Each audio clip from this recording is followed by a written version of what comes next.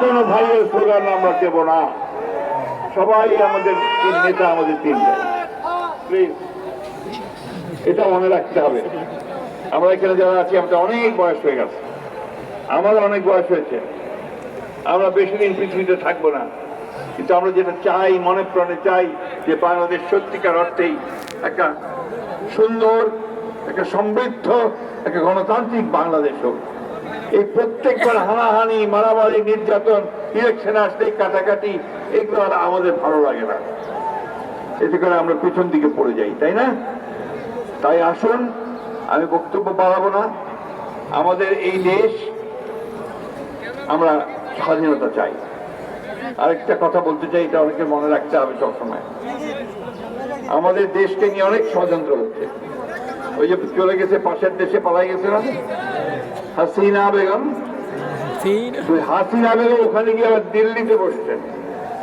দিল্লিতে বসে তিনি বিভিন্ন রকম ষড়যন্ত্র চক্রান্ত করছেন। আমরা খুব পরিষ্কার করে বলেছি যে ভারত আমাদের প্রতিবেশী, তাকে অস্বীকার করবার কোন উপায় নাই। বড় প্রতিবেশী, এই রিয়ালিটি, বাস্তবতা। কিন্তু ভারত যদি মনে করে থাকে যে একমাত্র আওয়ামী লীগই তাদের বন্ধু, তাহলে ভুল হবে।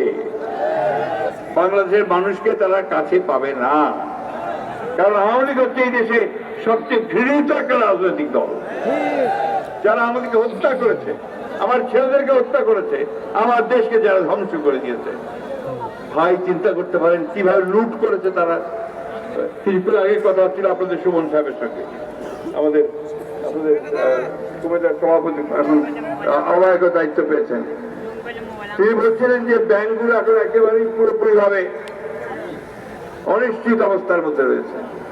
ব্যাংকগুলো থেকে হাজার হাজার কোটি টাকা লুট করে নিয়ে চলে গেছে। তার বাবাও খুব বড় শিল্পপতি ছিলেন, ব্যাংকার ছিলেন, এও এখন বড় শিল্পপতি, ব্যাংকার।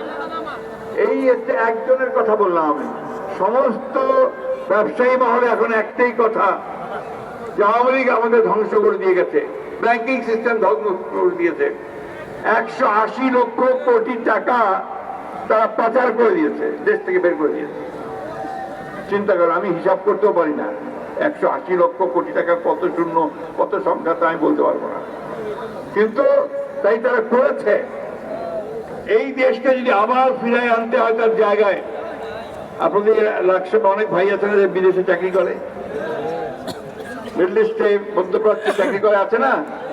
তারা তাদের পরিশ্রম করে, কষ্ট করে আপনাদের টাকা পাঠায়, ব্যাংকে টাকা পাঠায়, সেই টাকাগুলো মেরে দিয়েছে পুরো। এখন এই যদি চলতে থাকে, এটা আমরা কোনোদিন মেনে নিতে পারি না। সেই কারণেই আওয়ামী লীগকে দেশের মানুষ তাকে তাড়া করে বের করে দিয়েছে। এখন আমরা যেন আমাদের নিজেদের মধ্যে সে ঐক্যটা রাখি, একটা নির্বাচনের মধ্যে দিয়ে আমরা একটা সরকার গঠন করব, পার্লামেন্ট গঠন করব, দেশটাকে সুন্দর করে গড়ে তুলবার চেষ্টা করব। আর আমার একটা অনুরোধ আছে আপনাদের কাছে, যে আমরা অযথা নিজেদের মধ্যে তর্ক বিতর্ক, নিজেদের মধ্যে বিভেদ সৃষ্টি করব না, আমরা ঐক্যবদ্ধ থাকবো। এই কথাটা আমি আপনাদের পরামর্শকে এই জন্য বলছি, এটা খুব বেশি প্রয়োজন আজকে আপনাদের। শুধু একসাম নয়, সমগ্র বাংলাদেশে ওই ঐক্যটা সবচেয়ে বেশি দরকার। ভাই বন্ধু সবাই, আপনারা আমাদের ভাই বন্ধু, আমার ছোট ভাই ছেলের মতো। আমি তো একটা কথা আপনাদেরকে শেষ মুহূর্তে বলতে চাই, অনেক ত্যাগের বিনিময়ে আমরা এই হাসিনাকে সরাতে পেরেছি, তাই না? অনেক ত্যাগের বিনিময়ে আমরা একটা সম্ভাবনা, নতুন একটা সুযোগ আসছে আমাদের সামনে। আসুন আমরা সবাই ঐক্যবদ্ধ হয়ে, সমস্ত রাজনৈতিক দল, সমস্ত ব্যক্তি, সবাই সংগঠন, যে যেখানে আছি, আমরা সেখানে এক হয়ে কাজ করি, একভাবে যাওয়ার চেষ্টা করি। অযথা দেশকে বিভ্রান্ত করবার চেষ্টা করবেন না। একটা কথা বলে শেষ করব। 1971 সালে আমরা যুদ্ধ করেছিলাম, স্বাধীনতার যুদ্ধ। সেদিন আমরা রক্ত দিয়েছিলাম, লক্ষ লক্ষ মানুষ প্রাণ দিয়েছিল, আমাদের মা বড় ইজ্জত দিয়েছিল একটা স্বাধীন দেশ গড়ার জন্য। ওই 71কে কটাক্ষ করে কেউ কোনো কথা বলবেন না।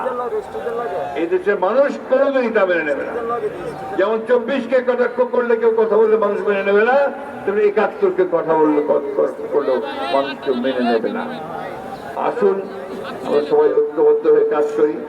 আপনাদের লাকসামে এসে আমি অত্যন্ত আনন্দিত হয়েছি যে এত মানুষ আপনারা সবাই একসাথে হয়ে আপনারা এখানে এই সভাকে সাফল্যমণ্ডিত করেছেন। এবং এখানে সকলের কৃতিত্ব রয়েছে।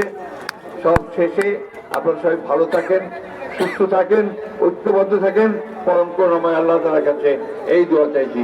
আসসালামু আলাইকুম। বাংলাদেশ জিন্দাবাদ, বাংলাদেশ জাতীয়তাবাদী দল জিন্দাবাদ, শহীদ জিয়া অমর হোক, দেশনেত্রী বেগম খালেদা জিয়া জিন্দাবাদ, তারেক রহমান জিন্দাবাদ।